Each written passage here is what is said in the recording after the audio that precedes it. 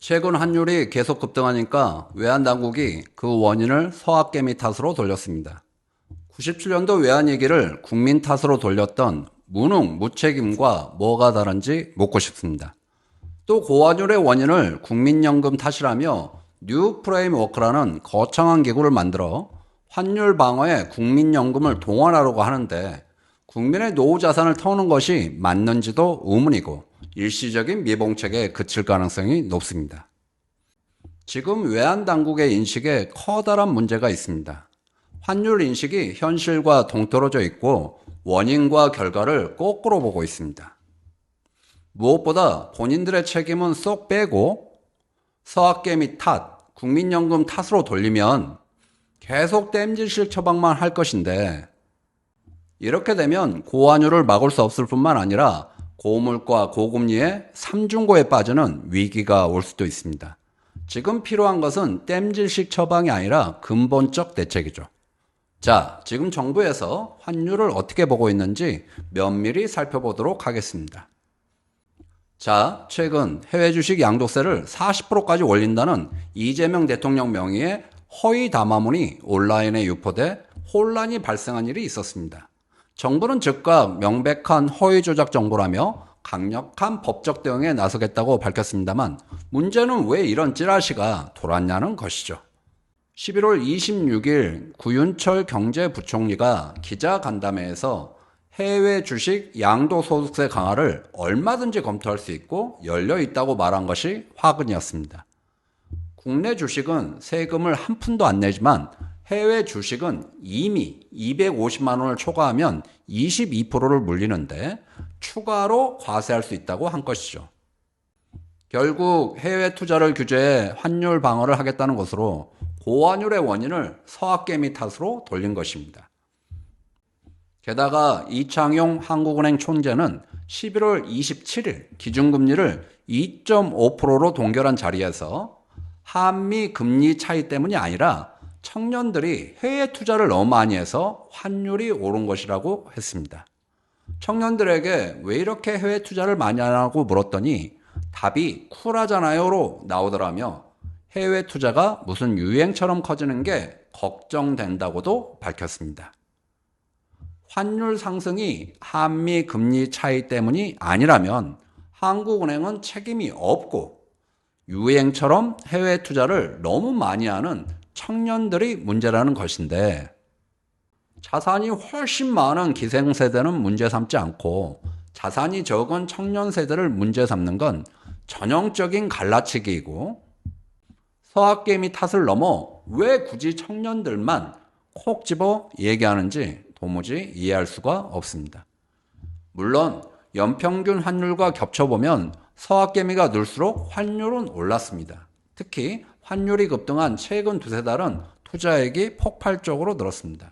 하지만 원화를 달러로 바꿔 해외에 투자하는 건 서학개미만이 아닙니다. 국민연금은 해외 주식 투자에 9월까지 245억 달러를 썼고 개인 투자자는 해외 주식 투자에 9월까지 166억 달러 수준이었습니다. 국민연금이 92% 증가할 때 서학개미는 72% 정도 증가한 것입니다. 기업이 해외에 공장을 짓는 등 해외 순 직접 투자도 상반기까지 130억 달러, 최근까지면 200억 달러에 가까울 수 있습니다. 달러 사용액만 보자면 서학개미 몫은 대략 3분의 1 정도에 지나지 않습니다.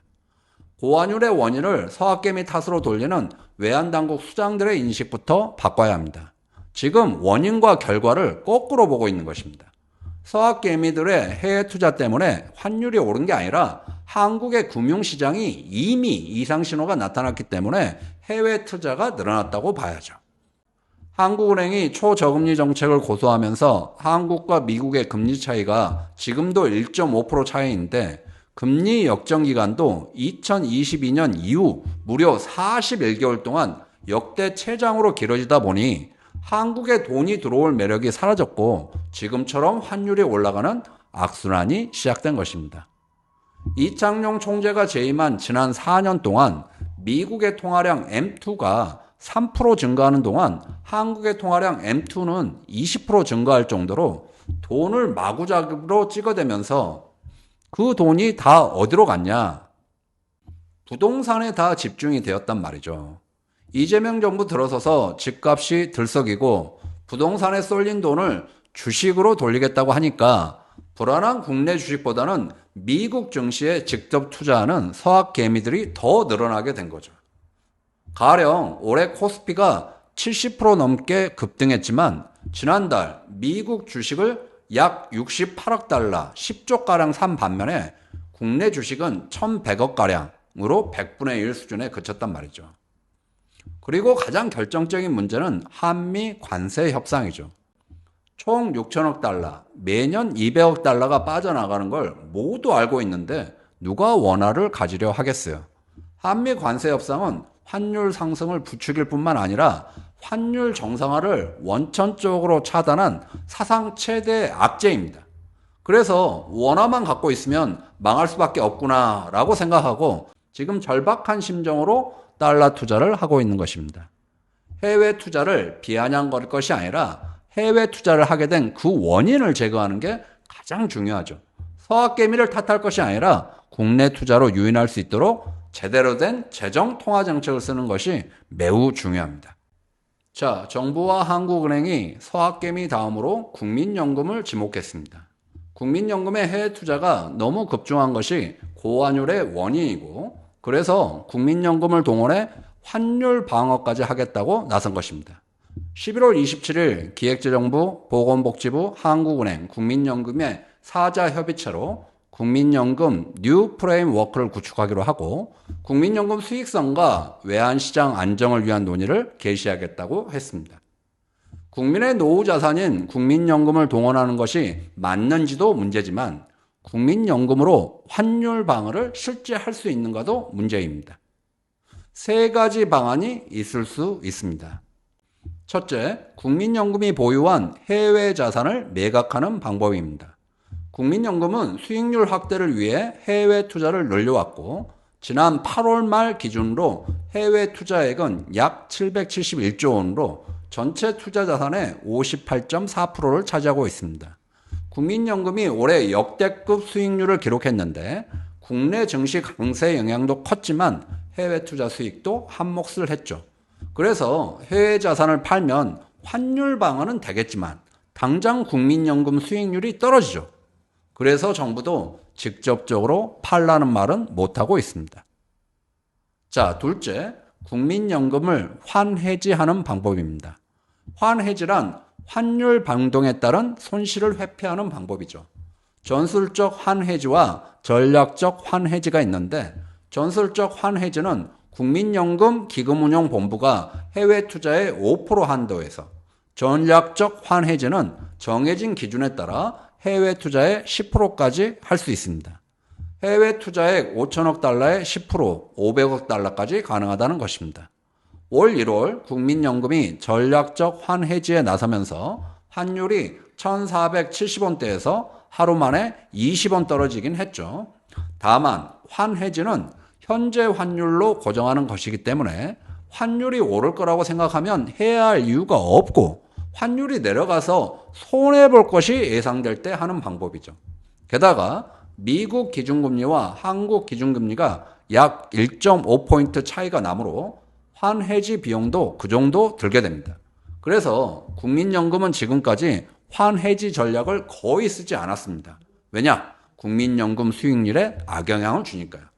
게다가 지난 6월 미국 재무부가 한국을 환율 관찰 대상국으로 지정하면서 지난 1월에 국민연금의 환해지를 문제 삼았고 지난 10월 10일에는 한국과 미국은 환율 합의를 발표하면서 원화 가치를 상승시키는 국민연금을 활용한 환해지는 중단한다는 내용을 포함시킨 바 있습니다. 결국 국민연금 손실이라는 내부 변수와 미국이라는 외부 변수가 있는 것이죠. 자, 셋째, 한국은행과 외환스와프를 하는 방법입니다. 국민연금의 환해지는 민간은행과 할 수도 있지만 한국은행과 할 수도 있습니다. 국민연금이 원화를 달러로 바꿔 해외 투자를 할 때 시장에서 달러를 조달하는 것이 아니라 한국은행으로부터 달러를 조달하는 방법입니다. 이 경우 시장에서 달러를 공급받는 것이 아니기 때문에 시장 환율에 미치는 직접적 영향은 줄어들지만 한국은행 외환보유고로부터 달러를 공급받는 것이라 한국은행의 외환관리 능력은 줄어들게 됩니다. 결국 업치나 매치나 마찬가지가 된다는 겁니다. 국민연금을 환율 방어에 활용하는 것은 일시적으로 환율을 내릴 수는 있지만 자칫 국민연금에 막대한 손실을 가져올 수 있고 어차피 외환보유고가 줄어드는 미봉책일 수밖에 없습니다. 자, 최근에 정부가 수출업체에게 원화 환전을 독려했다고 하는데 수출업체 입장에서 보면 미국 금리가 4%, 한국이 2.5%인데 원화로 환전하는 순간 금리가 낮아지고 환율 상승 기대감도 여전히 살아있는데 결국 손해를 보고라도 환전하라는 것이죠. 기업들이 할지는 의무입니다. 그리고 정부에서 증권사의 환전 시기를 분산하라고 했는데 서울 외환시장이 열리는 오전 9시 개장 직후에 환전 처리가 몰려 그날 환율이 올라가니까 환전을 분산해 달라는 것인데 증권사들이 하는 얘기가 아침에 사지 말고 오후에 사라면 그러면 그동안 움직이는 건 누가 책임지냐며 몰맨 소리가 나왔습니다. 이런 코미디가 나올 정도로 정부가 지금 막 갈팡질팡하고 있습니다. 그러다 보니 정부가 개입하면 환율이 조금 내려왔다가 다시 또 위로 올라가는 추세가 반복되고 있습니다.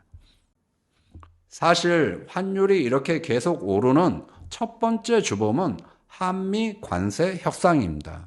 조선업의 1,500달러, 전략적 투자 2천억 달러, 민간 기업 투자 1,500달러, 에너지 구매 1,000억 달러까지 6천억 달러가 나가야 되고 매년 200억 달러가 10년 동안 나가야 하는 걸 모두가 알고 있는데 누가 원화를 가지려고 하겠어요?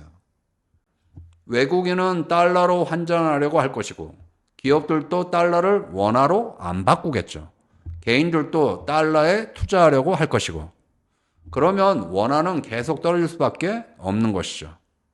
한미 관세 협상은 환율에는 사상 최대 악재이기 때문에 재협상을 할 수 있으면 해야 합니다. 환율 문제를 해결할 수 있는 근본적인 해결책은 딱 하나 있는데 원화를 보유하고 원화로 계속 투자하고 싶게 만드는 것이죠. 한미 금리 차이를 축소하거나 한국은행의 무차별 돈풀기를 중단하거나 실물 경제에 돈이 돌아서 경제 성장의 활력을 만들어내는 방법밖에 없습니다. 지금처럼 땜질식 처방만 계속되면 고환율, 고물가, 고금리의 삼중고를 막을 수가 없습니다. 빨리 근본적인 대책을 써야 될 때가 아닌가 생각이 듭니다. 감사합니다.